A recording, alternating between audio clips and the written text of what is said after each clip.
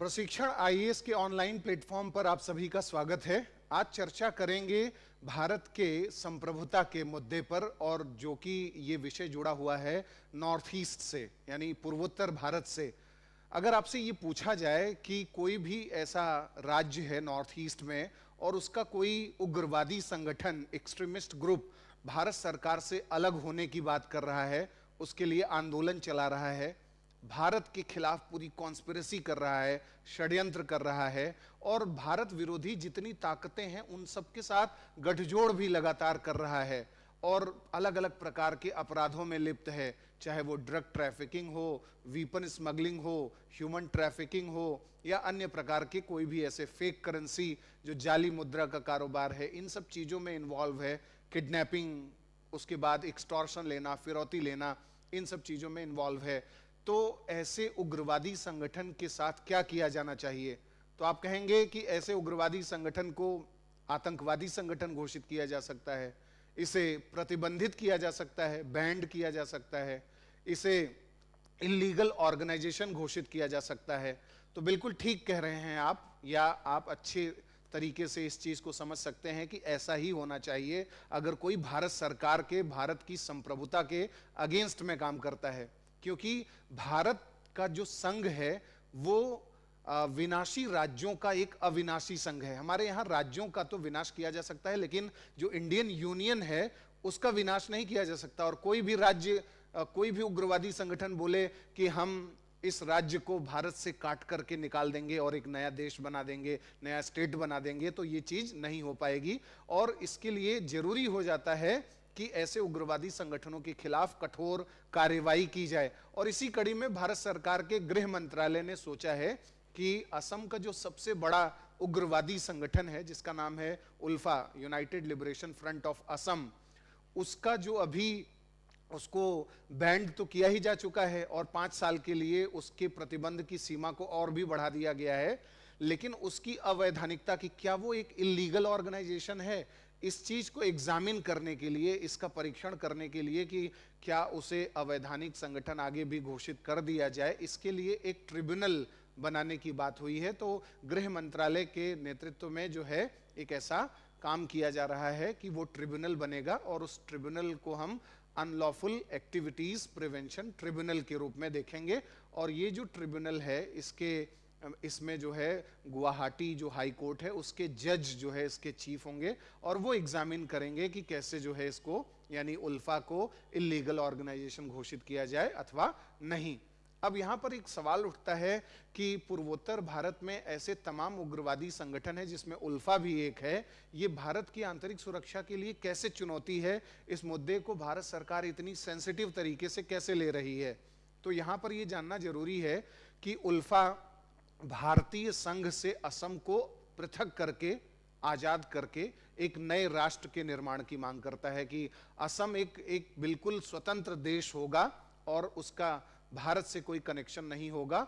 और उल्फा इस तरीके का जो मूवमेंट है, अलगाववादी आंदोलन, वो 1980 के दशक से लगातार चला रहा है, और उसके लिए उसने ढेर सारे अपने गुट बना रखे हैं, और उन गुटों के माध्यम से वो भारत विरोधी कार्यवाही, जितना भारत सरकार विरोधी जो कार्यवाही हो सकती है उसमें लगा रहता है। अब सवाल ये बनता है कि ऐसे जो गुट हैं या ऐसा जो संगठन है वो कौन कौन से कार्य करके भारत सरकार के सामने एक चुनौती पेश करता है? तो जितने भी भारत विरोधी तत्व हैं उन सबके साथ उल्फा ने 1980 से लेकर आज तक कनेक्शंस बनाए हैं, उनसे गठजोड़ बनाए हैं, उनसे पार्टनरशिप किया है, और उसका जो एक इलीगल नेक्सस है ऐसे संगठनों से, वो भारत के लिए एक चुनौती है। क्योंकि अगर उल्फा, जो कि असम का उग्रवादी संगठन है, उसका संबंध अगर श्रीलंका में काम करने वाले आतंकी संगठन लिट्टे से होगा तो ये एक बहुत खतरनाक बात है, और लिट्टे के साथ इसने अपना कांटेक्ट 80 के दशक में बनाया। इसी तरीके से पाकिस्तान बेस्ड जो टेरर ऑर्गेनाइजेशंस हैं, या पाकिस्तान का जो आईएसआई है, खुफिया एजेंसी, उसके साथ भी गठजोड़ किया भारत को कमजोर करने के लिए। म्यांमार के उग्रवादी संगठनों के साथ गठजोड़ किया, और इसके साथ साथ जो है जो चटगांव हिल्स है बांग्लादेश का, वहां भी अपना कनेक्शंस बनाया, क्योंकि बांग्लादेश में असम की सीमा लगती है बांग्लादेश से, और जैसे ही उल्फा वालों को पकड़ने की कोशिश की जाती है, उनके खिलाफ कोई कार्रवाई होती है, तो भाग के वो चटगांव हिल्स में चले जाते हैं। वहाँ उनकी ट्रेनिंग होती है, वहाँ वो वीपन्स प्रोक्योर करते हैं, कैसे उनको हथियार मिले, और पूरा अपना टेरर कैंप्स और जो अलग अलग ऐसे कैंप्स हैं वो बना करके कार्रवाई करते हैं। चीन के एरिया में चले जाते हैं और भारत के खिलाफ बड़े पैमाने पर कार्रवाई करते हैं। अफगान मुजाहिदीनों के साथ भी कनेक्शंस बनाए उल्फा ने। तो ये बात एक स्पष्ट रूप से सामने आ जाती है कि भारत सरकार इसे क्यों इतने बड़े थ्रेट के रूप में देखती है, और 2019 के बाद से लगातार उल्फा को हमेशा विचार भारत सरकार करता रहता है कि बैन कब करे, कब इलीगल घोषित करे, कब टेररिस्ट ऑर्गेनाइजेशन घोषित करे। इन सब पर कार्रवाई करने की कोशिश भारत सरकार 2019 से प्रोएक्टिवली कर रहा है। तो ऐसे तमाम एलिमेंट्स हैं जिसके आधार पर यह एनालिसिस की जा सकती है कि उल्फा इंडिया के नेशनल सिक्योरिटी के साथ साथ जो फॉरेन कॉन्स्पिरेसीज है, यानी चाइना के द्वारा जो इंडिया के खिलाफ कॉन्स्पिरेसी की जा सकती है, या म्यांमार के द्वारा जो कॉन्स्पिरेसी की जा सकती है, इन सब में इन्वॉल्व है। कैसे इन्वॉल्व है? उल्फा का जो एक ग्रुप है जिसको हम उल्फा आई बोलते हैं, उल्फा इंडिपेंडेंट, उसका जो लीडर है उसको परेश बरुआ कहते हैं। और परेश बरुआ जो है ये उल्फा के मिलिट्री विंग का चीफ है, और इसने इंडिया चाइना बॉर्डर को अपना बेस बनाया और वहां से भारत विरोधी गतिविधियां करनी शुरू की। भारत विरोधी गतिविधियां कहने का आशय है कि भारत में कैसे अशांति पैदा की जाएगी, कैसे लॉ एंड ऑर्डर को डिस्टर्ब किया जाएगा, कैसे सिक्योरिटी फोर्सेस को निशाना बनाया जाएगा, पैरामिलिट्री फोर्स, चाहे असम राइफल्स के लोग हों या आईटीबीपी के लोग हों या फिर जो सीआरपीएफ के लोग हों, उन सबको कैसे निशाना बनाया जाएगा, इसके लिए वो कार्रवाई करता है। तो चीन से अवैध जो हथियार हैं उसकी तस्करी की जाती है और वो ले जाया जाता है म्यांमार, और म्यांमार के रास्ते से नॉर्थ ईस्ट में पहुंचा दिया जाता है। तो इसलिए ये एक बहुत बड़ी चुनौती बन जाती है जिसमें उल्फा का भी पूरा रोल इन्वॉल्व है। इसलिए उल्फा हमारे नेशनल सिक्योरिटी, हमारे आंतरिक सुरक्षा के लिए एक गंभीर चुनौती है। इसके साथ ही उल्फा जो है कई अवसरों पर देखा गया है कि वो और जो अलगाववादी आंदोलन नॉर्थ ईस्ट में चल रहे हैं उनको बैकअप देता है।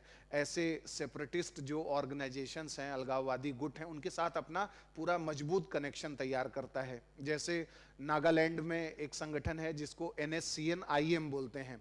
NSCN-IM को आप ऐसे समझें कि ये नागालैंड का सबसे बड़ा उग्रवादी समूह है, और इसके साथ साथ NSCN-K यानी national socialist council of Nagaland, Khaplang एक व्यक्ति था, एक ट्राइबल लीडर था जिसका नाम SS खापलांग था। तो उसी के नाम पर ये ग्रुप बना, तो उसको हम NSCN-K बोलते हैं। और इजाक मुइवा, NSCN-IM यानी इजाक और मुइवा।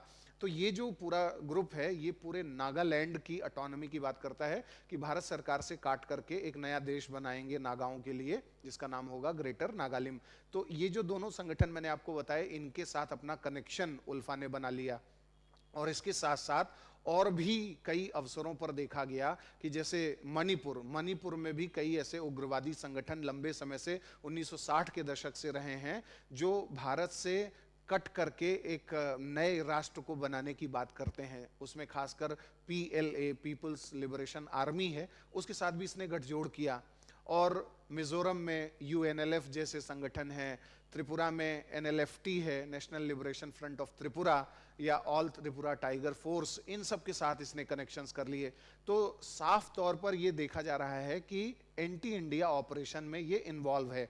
यानी भारत सरकार और भारतीय संघ के खिलाफ जितने भी अलगाववादी आंदोलन चलाए जा रहे हैं, उन अलगाववादी आंदोलनों में ये कहीं ना कहीं से सिंपैथाइजर, सपोर्टर, पार्टिसिपेंट के रूप में अपना रोल प्ले कर रहा है। इसलिए ये भारत की सुरक्षा के लिए चुनौती है।